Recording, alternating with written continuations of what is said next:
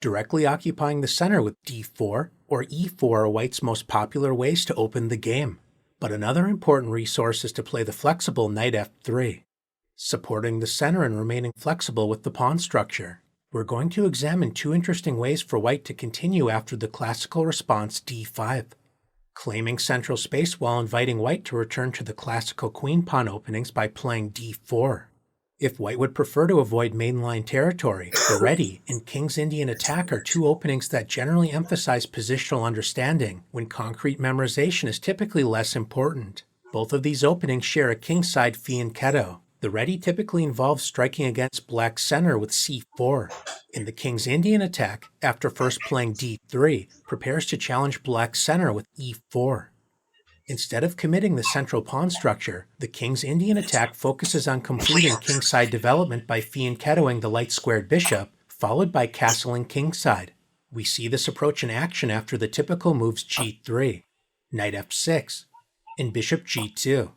Although white's play may be rather automatic in the early stages of the King's Indian attack, black has a wide variety of options. We'll initially look at black's approach of developing solidly and preparing rapid kingside development, starting with e6, supporting the center while preparing to activate the dark-squared bishop, although this approach does restrict black's light-squared bishop. White completes the initial plan by castling kingside. White has built a solid home for the castled king, remaining flexible with the central structure. In its most basic form, King's Indian attack players are usually prepared to play d3, knight b to d2, followed by preparing the central strike e4. Although white may have a clear plan, it's important not to play these moves automatically. If black tries to activate the dark-squared bishop with a move such as bishop c5, rather than mechanically continuing with d3, this is a good moment for white to play d4, grabbing central space while gaining an important tempo against black's misplaced bishop.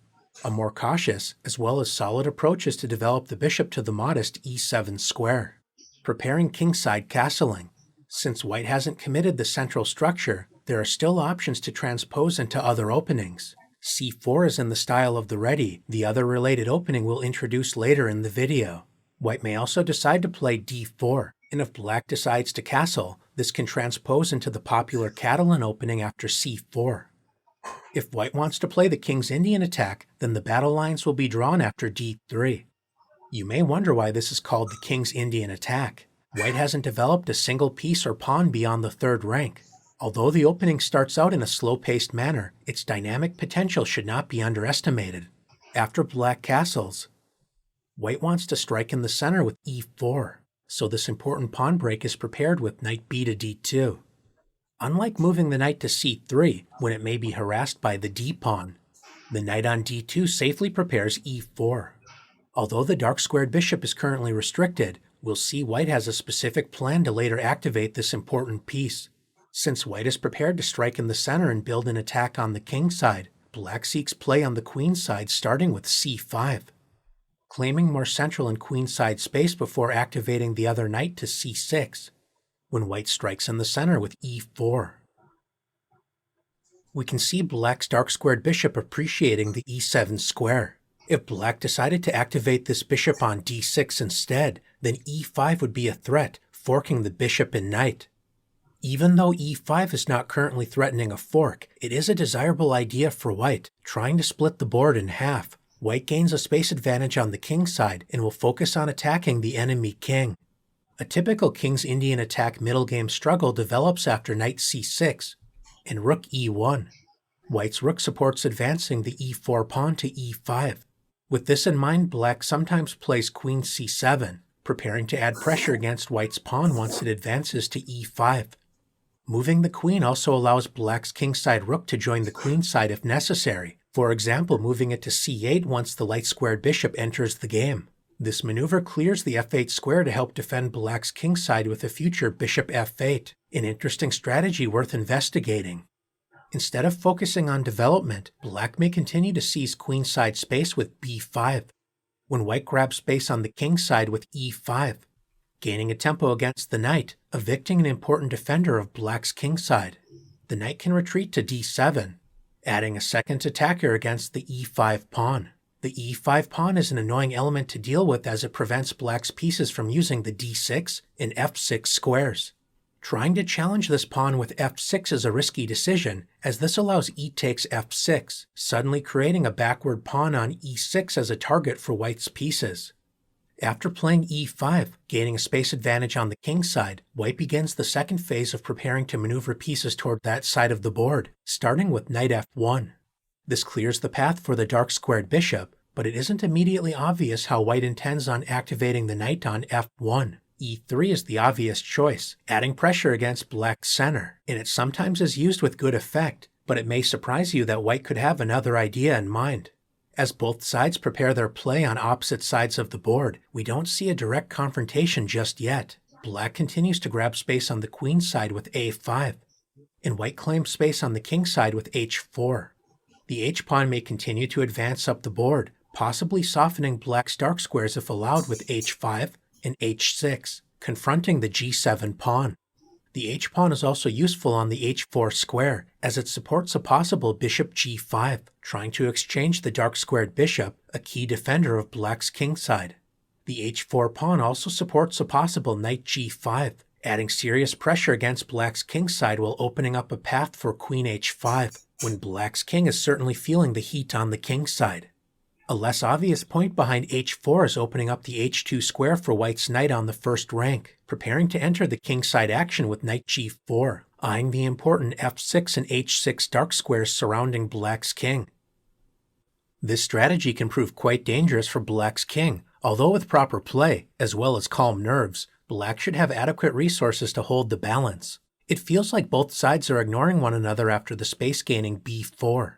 When white activates the dark-squared bishop while supporting the advanced e5 pawn with bishop f4. Bishop a6 is one option to explore, preparing to support a possible c4 pawn break. But it's also possible to follow in the footsteps of Grandmaster Wesley So by continuing to advance the queenside pawn storm with a4. We reach a critical moment in this typical King's Indian attack variation. White is focused on building a kingside initiative while black has responded in kind by preparing counterplay on the queenside. It seems as if both sides are simply ignoring one another, but now it's important to recognize the delayed clash of ideas. White is excited to build a kingside attack, but a player of Grandmaster Wesley So's caliber isn't going to simply allow such a one-sided advantage. a3 is a desirable idea for black, fixing white's structure and provoking dark-squared weaknesses on the queen's side. So the former world champion Bobby Fischer demonstrated the important prophylactic measure, a3, stopping black's a-pawn in its tracks before continuing with his kingside attack. Preventing black's a-pawn from advancing allows white's c-pawn to remain flexible, so b3 would be well met by c3, keeping the queenside closed, limiting black's counterplay, which increases the effectiveness of white's kingside attacking plans. The middle game struggle is typically defined after b takes a3, b takes a3, opening up the b file, followed by bishop a6, activating the light-squared bishop while preparing counterplay down the b file with rook b8, eyeing the b2 square, as well as contemplating knight d4, adding pressure against the c2 pawn while challenging white's knight.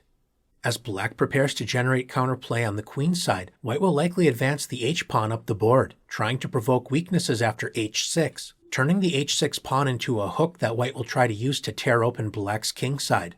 Or if allowed, provoke dark-squared weaknesses after h6, attacking the g7 pawn. Knight e3 is also possible, adding pressure against the center and preparing a possible pawn thrust c4. But white may also follow the typical King's Indian attack recipe of knight 1 to h2, eyeing the g4 square, intensifying the pressure against black's kingside. The prophylactic a3 is an important line for the viewer to investigate, but Grandmaster So's opponent, the rising Polish star Grandmaster Jan Krzysztof Duda, ignored Wesley's idea and continued with the tempting, but less accurate knight 1 to h2. The knight eyes the g4 square, but black forces white to react to his idea after the strong shot to a3, threatening the unprotected b2 pawn when white is forced to make a queenside concession. Capturing the pawn activates black's rook on the a-file. It also weakens the c3 square, which a black knight would love to exploit. Grandmaster Duda decided to play b3, fixing the queenside structure, creating a serious hole on c3. This also invites a black knight to d4, as white can no longer challenge this knight with c3. White shouldn't be too eager to exchange knights on d4, allowing black to open up the c-file after c takes d4, an important source of queenside counterplay. In the game, Grandmaster So continued with the plan of bishop b7, clearing the path for rook c8, preparing to break open the queenside with c4.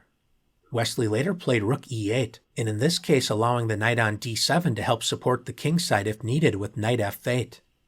This is one of the sharper lines of the King's Indian attack, but we can also see the positional subtlety required to play this line well. You wouldn't automatically assume securing the a3 square could be an important factor in increasing the strength of white's kingside attack, but it was precisely this point that allowed black to gain a comfortable advantage, building dangerous counterplay on the queenside that allowed Grandmaster So to bring home the full point. That being said, if you're not a world-class grandmaster just yet, successfully defending against white's kingside pressure isn't always so easy in a practical game. So it's definitely worth your time to study model games to gain a sense of how these general ideas may play out in practice. e6 can lead to very concrete play.